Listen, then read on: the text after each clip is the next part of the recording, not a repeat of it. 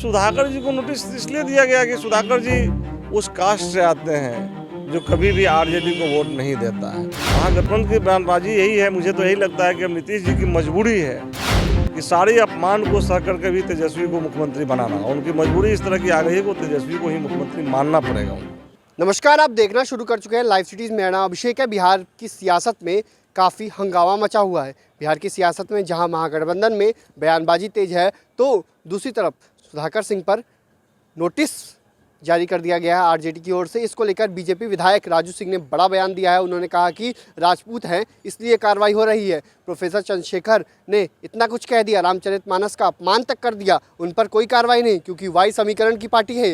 कई सारी बातों को उन्होंने कहा है और कहा है कि नीतीश कुमार की मजबूरी है तेजस्वी को मुख्यमंत्री बनाना।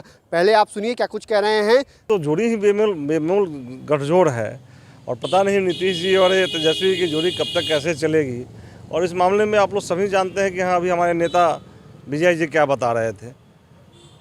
अच्छा, क्या लगता है जिस तरीके से सुधाकर सिंह को नोटिस दिया गया उस पर क्या कहेंगे? नहीं, सुधाकर जी को नोटिस इसलिए दिया गया कि सुधाकर जी उस कास्ट से आते हैं जो कभी भी आरजेडी को वोट नहीं देता है और ख़ास करके अपर कास्ट के लोगों पे तो इस तरह की कार्रवाई होगी ही।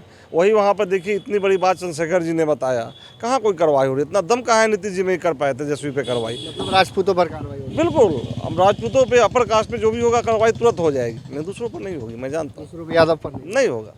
अच्छा, क्या लगता है जिस तरीके से महागठबंधन में बयानबाजी हो रही है, किस रूप में?